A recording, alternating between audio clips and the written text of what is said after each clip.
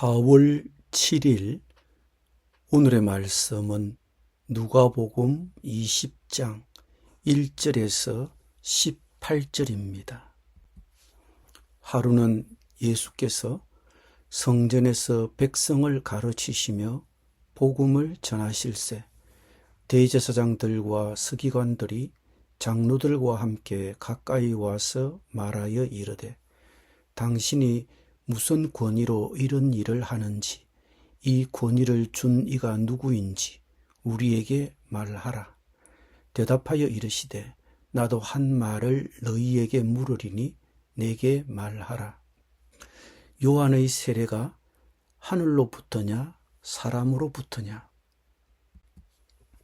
그들이 서로 언론하여 이르되 만일 하늘로부터라 하면 어찌하여 그를 믿지 아니하였느냐 할 것이요 만일 사람으로부터라 하면 백성이 요한을 선지자로 인정하니 그들이 다 우리를 돌로 칠 것이라 하고 대답하되 어디로부터인지 알지 못하노라 하니 예수께서 이르시되 나도 무슨 권위로 이런 일을 하는지 너희에게 이르지 아니하리라 하시니라. 그가 또 이 비유로 백성에게 말씀하시기 시작하시니라. 한 사람이 포도원을 만들어 농부들에게 새로 주고 타국에 가서 오래 있다가 때가 이름에 포도원 소출 얼마를 바치게 하려고 한 종을 농부들에게 보내니 농부들이 종을 몹시 때리고 그저 보내었거늘 다시 다른 종을 보내니 그도 몹시 때리고 능욕하고 그저 보내었거늘 다시 세 번째 종을 보내니 이 종도 상하게 하고 내쫓은지라. 포도원 주인이 이르되 어찌할까 내 사랑하는 아들을 보내리니 그들이 혹 그는 존대하리라 하였더니 농부들이 그를 보고 서로 언론하여 이르되 이는 상속자니 죽이고 그 유산을 우리의 것으로 만들자 하고 포도원 밖에 내쫓아 죽였느니라. 그런즉 포도원 주인이 이 사람들을 어떻게 하겠느냐? 와서 그 농부들을 진멸하고 포도원을 다른 사람들에게 주리라 하시니 사람들이 듣고 이르되 그렇게 되지 말아지이다 하거늘 그들을 보시며 이르시되 그러면 기록된 바 건축자들의 버린 돌이 모퉁이의 머릿돌이 되었느니라 함이 어찌미냐. 무릇 이 돌 위에 떨어지는 자는 깨어지겠고 이 돌이 사람 위에 떨어지면 그를 가루로 만들어 흩으리라 하시니라. 아멘.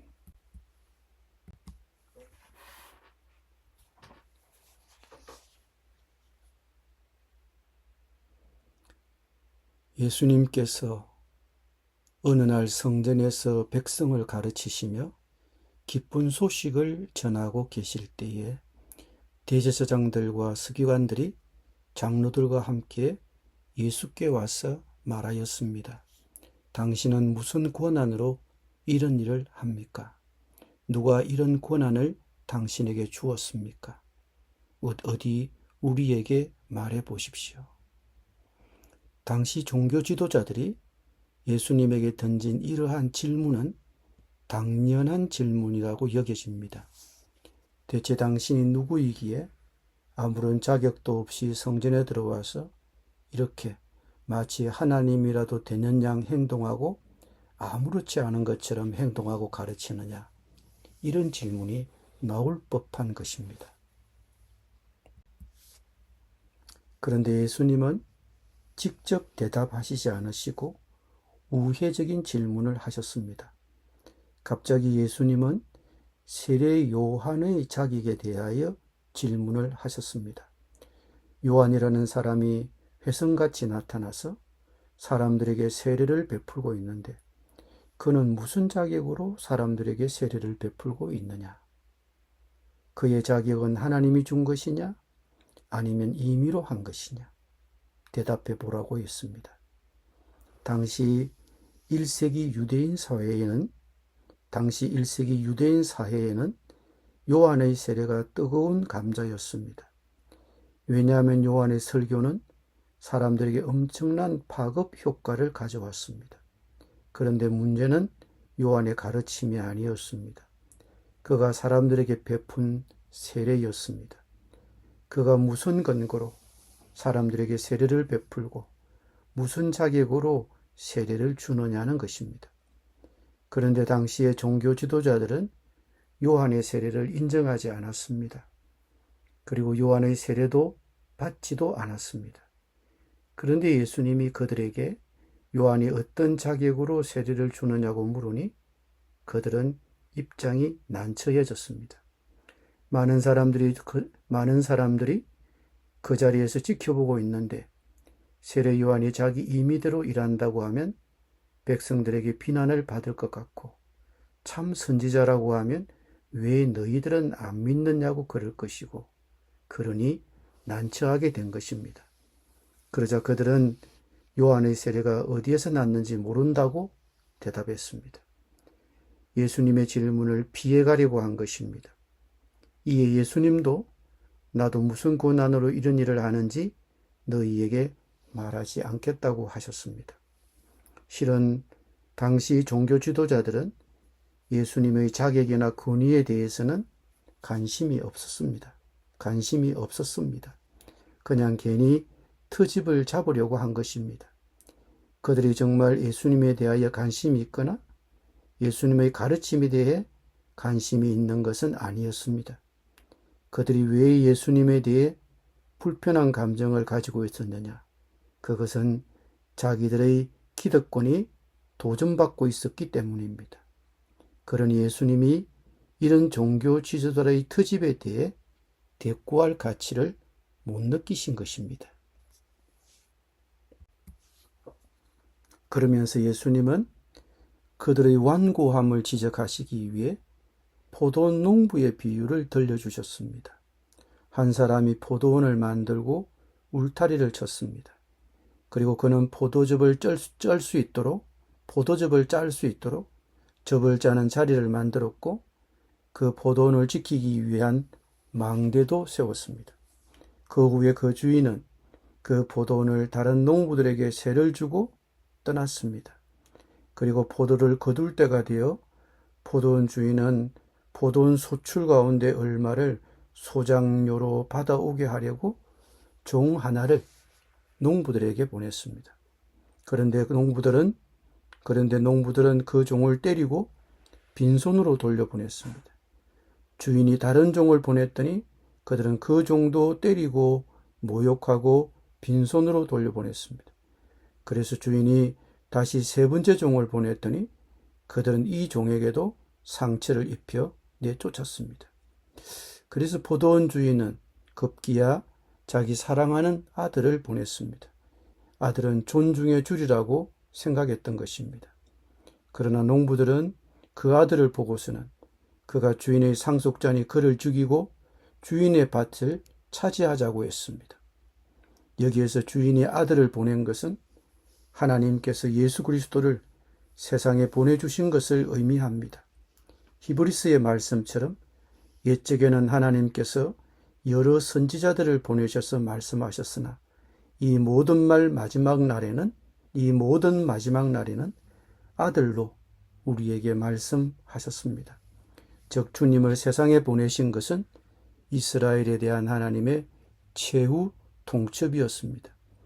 이스라엘 백성들의 운명은 그들이 예수 그리스도에 대해 어떻게 반응하느냐에 따라 달린 것입니다. 그러나 농부들은 주인과는 다르게 생각했습니다. 그들은 주인 대신 아들이 온 것을 보고 아들을 죽이고 주인의 땅을 차지하려고 했습니다. 유대의 종교 지도자들은 하나님의 아들인 예수 그리스도를 영접하지 않았습니다.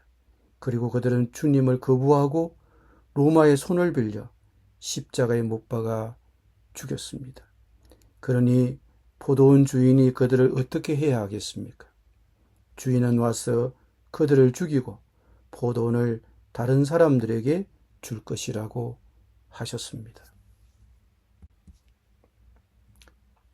이 이야기는 유대인들이 그리스도를 죽인 후에 하나님의 심판을 받을 것을 보여주고 있습니다. 그리고 하나님은 유대인들에게 준 축복을 빼앗아서 열매 맺을 이방인들에게 주실 것입니다.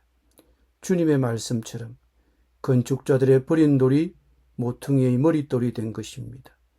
버려졌던 돌이 성전문을 놓는 기초석으로 요긴하게 사용된 것입니다. 사내들인 대표들은 예수님을 신성 모독죄로 고발하고 이방인의 손을 빌려 십자가에 못 박아 죽였습니다. 그러나 하나님은 죽은 예수님을 다시 살리셨습니다.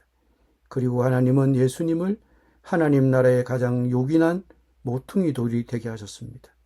그러면서 예수님은 심판을 선언하셨습니다. 누구든지 그 돌 위에 떨어지면 그는 부스러질 것이요 그 돌이 어느 사람 위에 떨어지면 그를 가루로 만들 것이다. 하나님께서 세우신 메시아를 그들이 거부했기 때문에 그들에게는 그 돌이 요긴한 모퉁이 돌이 아니라 심판의 돌이 된 것입니다. 결국 이 예언대로 주님은 죽었다가 다시 살아나셨습니다.